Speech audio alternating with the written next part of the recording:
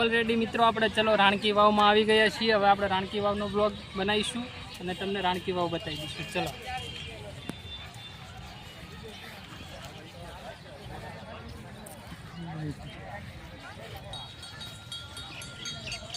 જો મસ્ત મિત્ર વાતાવરણ છે રાણકી વાવનું। પબ્લિક એટલી બધી છે તમે જોઈ શકો છો। અહીંયા ફોરેનર પણ છે,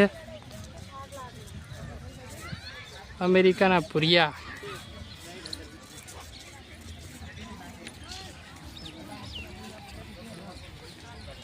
આ છે રાણકી વાવ।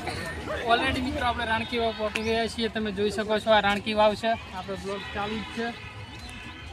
જો આપણે રાણકી વાવ આપણે અંદરથી તમને બતાવીએ। ચલો આવીશું અંદર।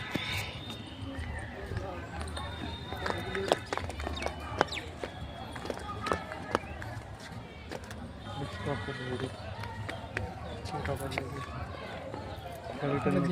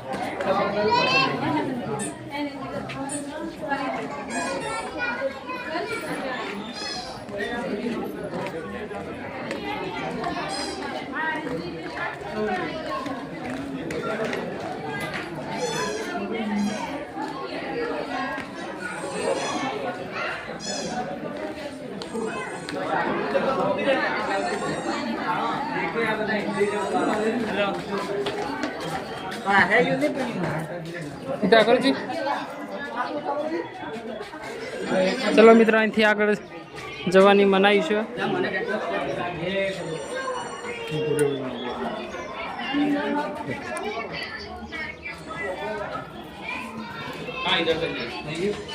ऑलरेडी આપણે પહોંચી ગયા છીએ રાણકી વાવ। અહીંયાથી આગળ જવાની મનાઈ છે, અહીંયાથી આગળ જવા દેતા નથી।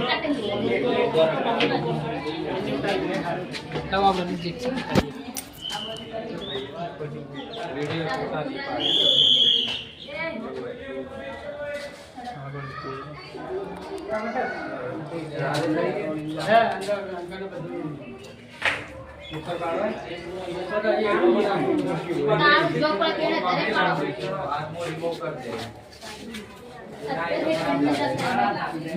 એથી ચલો આપણે ઉપરનો સીન બતાવું।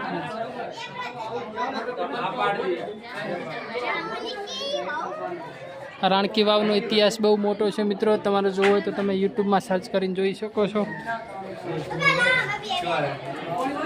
ચલો આપણે જોઈ લીધી છે, હવે પાછા રિટર્ન ઉપર જઈશું। રાણકી વાવની અંદર મસ્ત ફરવાલાયક બગીચો એટલે કે ગાર્ડન પણ છે। તમે જોઈ શકો છો ચારે બાજુ કે ગાર્ડનની અંદર કેટલા બધી આપણને પબ્લિક જોવા મળે છે।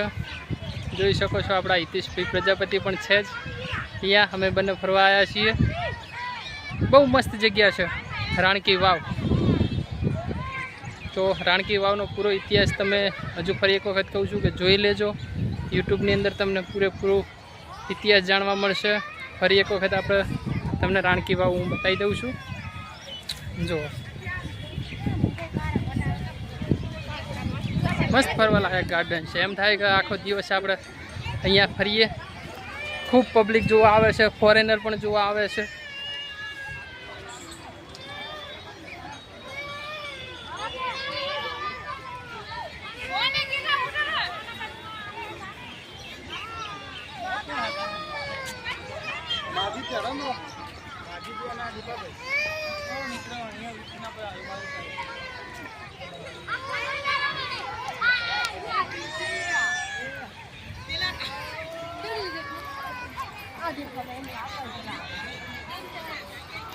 ચલો હવે આપણે બધું ફરી લીધું છે રાણકી વાવની અંદર.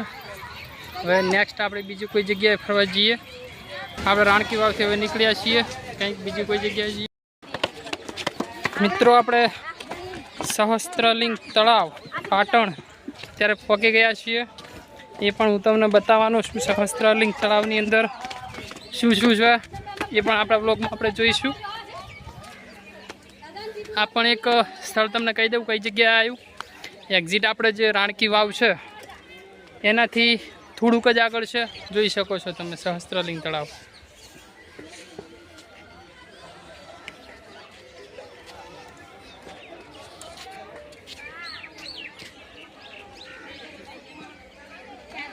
અહીં પણ આપણે પબ્લિક જોવા માટે આવે છે. તમે જોઈ શકો છો બીજી પબ્લિક દેખાય જ છે.